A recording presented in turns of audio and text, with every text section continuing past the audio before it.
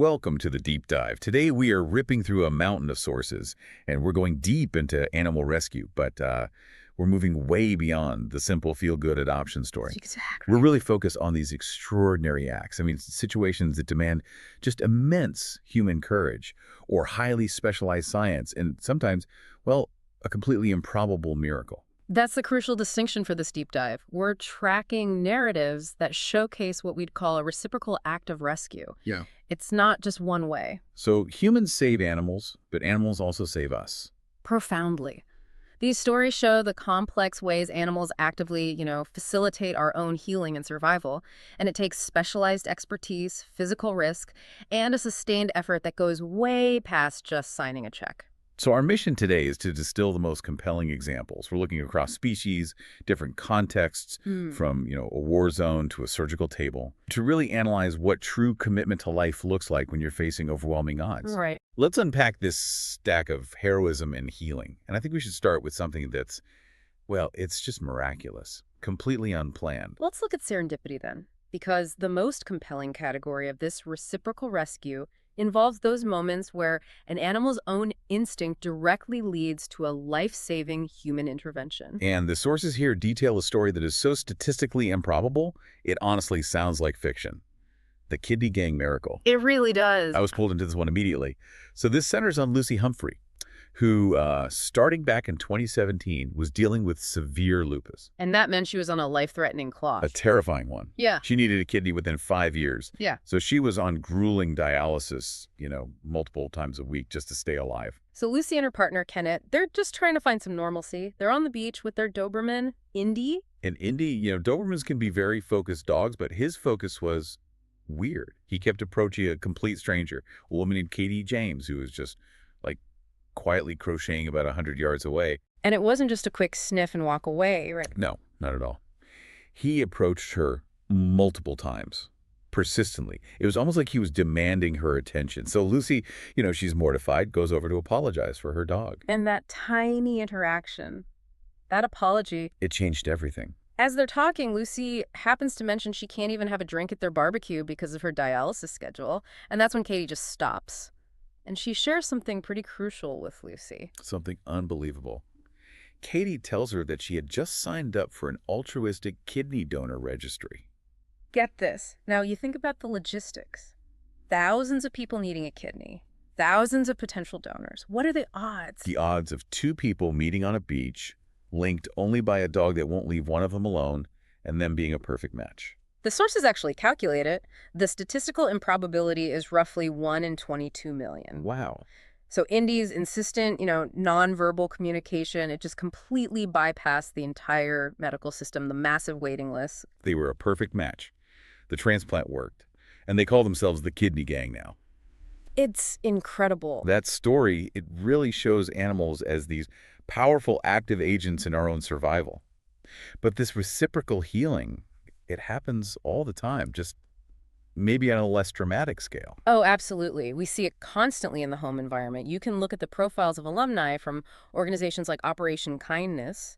The animals who were once the most vulnerable, they often become the emotional support infrastructure for their new owners. Yeah, we have the example of Boomer the Beagle. He was adopted in 2018, had all these anxieties, terrified of loud noises, hesitant about doorways, classic rescue behavior. But his owner explicitly said that Boomer helped them manage their own mental health. The quote was, "They learned to walk through our anxiety together." So the process of healing the animal actually healed the human. Exactly. And sometimes that leads to a complete role reversal. Like the story of Hulk, a dog adopted in 2019. He was rescued. And now that he has that stability, he's being trained as a therapy dog. So the trauma survivor becomes the healer. It's a powerful cycle. Okay, so let's move from that kind of intimate, improbable miracle to commitment on a truly epic scale. Yeah. Where the risk is massive and the effort is communal. Let's look at the sheer physical commitment involved here. This next section, it really highlights that our ethical commitment often demands immediate, life-threatening physical risk.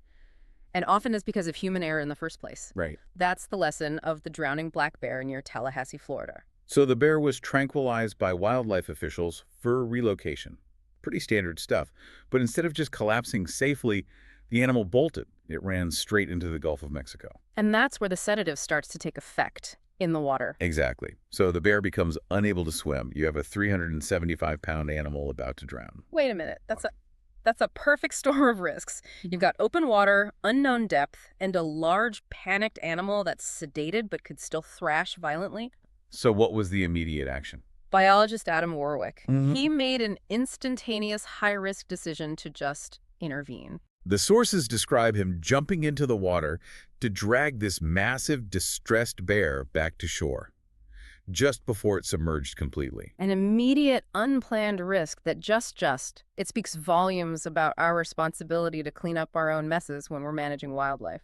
That kind of spontaneous heroism is one thing. But then you get these stories of profound, sustained collective labor, like the 10-hour rescue of the trapped bull in China. In the Xinjiang desert, this is a totally different kind of commitment. This bull was found stuck deep in this viscous, muddy swamp. The ground was way too soft for vehicles, so they couldn't just pull it out with a tractor. So no modern machinery. None. Help mobilized from local villagers and police, but the solution required this incredibly difficult, continuous manual labor. And this is where we really have to analyze the commitment. They worked for over 10 hours. 10 hours, and they couldn't just yank the bull out because that would risk severe injury. So the team had to carry dry earth by hand, often in these woven bags, from a long way away. Just to solidify the mud around the bull. Exactly. Enough to free him gradually and safely. I mean, 10 hours of back-breaking work for one animal. If you take emotion out of it, that effort makes no economic sense whatsoever. It confirms the community placed this intrinsic moral value on that bull's life, far beyond its use as a working animal. And then if we look at systemic cruelty, you see the need for organized, specialized logistics. And Pernia the donkey in India is a perfect example. She was found abandoned, broken leg, because she just wasn't useful for carrying loads anymore. But the detail in the sources that's truly horrific is the prior abuse. Her nostrils had been deliberately cut with a knife. Why? What was the reasoning? It was based on this deeply mistaken local belief that mutilating the nostrils would let the animal take in more air and, work harder. Horrifying. So this required a dedicated rescue organization to step in. Right. Animal Rahat, which is supported by PETA, they stepped in. And it's not just about fixing the leg. It's about specialized medical care for the wounds and, crucially, guaranteeing her permanent retirement at a dedicated home. That's the key part. What does it take to sustain a retirement facility for large animal trauma victims? It just highlights that true compassion is never a one-time event. It requires this massive ongoing financial and logistical commitment. Exactly. Which brings us perfectly to our next theme, the specialized, high-level science required to reverse profound trauma. This is really the infrastructure of compassion. Let's unpack that, because a lot of animals rescued from exploitation, they don't just need a meal and a hug. Right. They need profound psychological, even neurological reprogramming. Look at the sheer scale of some of these industrial rescues. Dogs like Buddy and Cooper. They were just two of nearly 250 animals surrendered after an investigation shut down a lab called PLRS. And these dogs were caged, they were force-fed experimental compounds, subjected to documented abuse. Their rescue required coordination with law enforcement and just immediate mass medical triage, a huge undertaking. And the same logistical nightmare applies to the exotic pet trade. We have the lemurs, Bella, and Edward. Right. They were among over 26,000 animals rescued from U.S. Global Exotics, a major dealer that was supplying big pet store chains. These weren't pets, they were merchandise. They needed permanent sanctuary at specialized places like the Detroit Zoo to finally live as lemurs, free from constant human handling and stress.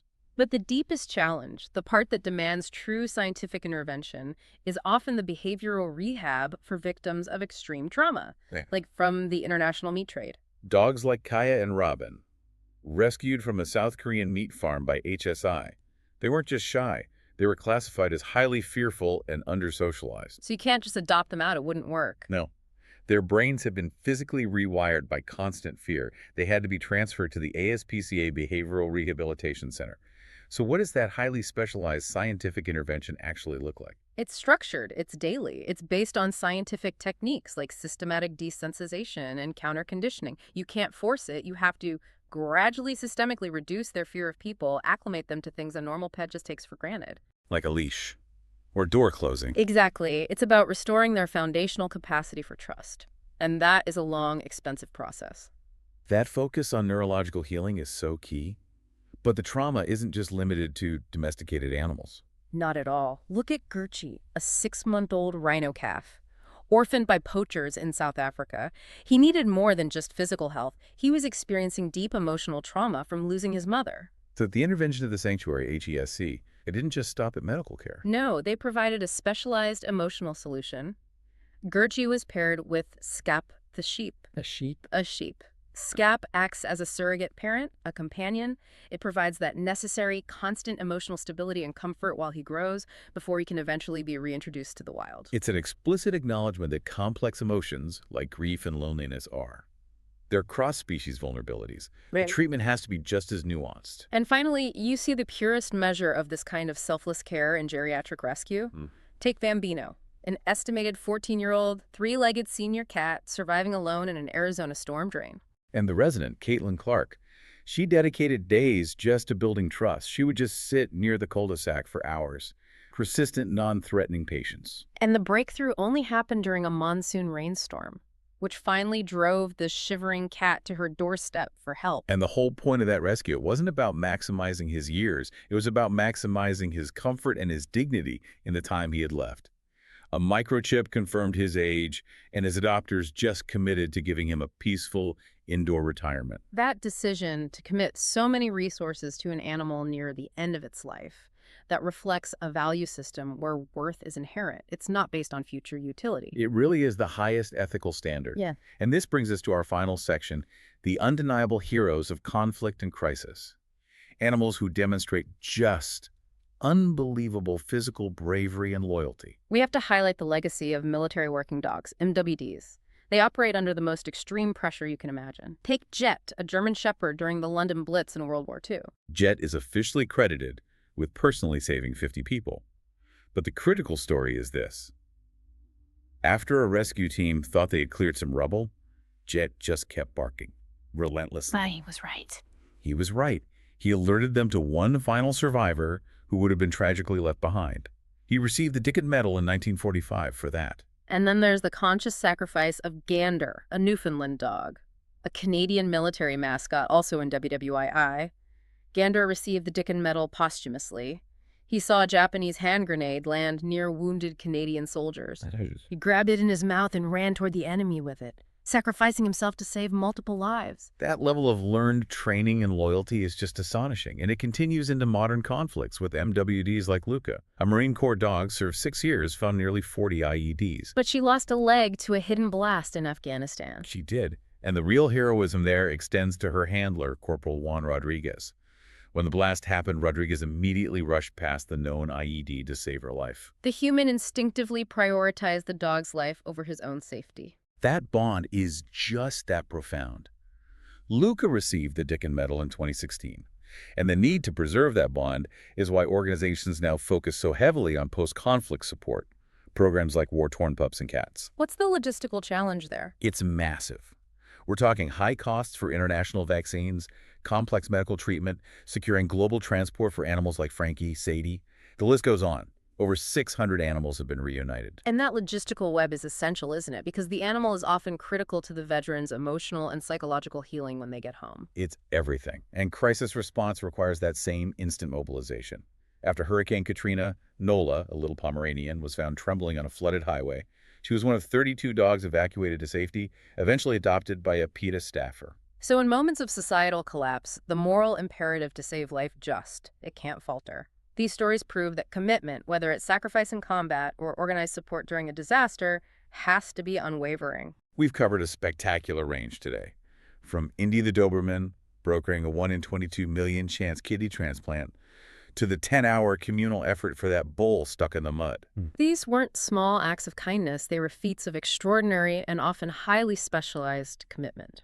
And the central, unavoidable conclusion is that compassion, to be effective long-term, it has to be organized, specialized, and sustained. It's the behavioral rehab for the meat trade survivors, the specialized surrogate care for the orphaned rhino, the global network for veteran reunions. That's what turns a moment of rescue into a lifetime of healing for both species. So what does this all mean for you? When we think about animal welfare, we often measure success purely by the adoption rate, the happy ending photo. But we want you to ask, What unseen, complex infrastructure, the long-term expensive behavioral therapy, the global logistics, the dedication of staff committed only to geriatric comfort is the real measure of our collective moral commitment. And this raises a really important question. How does our focus shift when we stop seeing the animal purely as a recipient of our care and start recognizing them as an active agent of our own survival, our own healing, and our own ethical standard?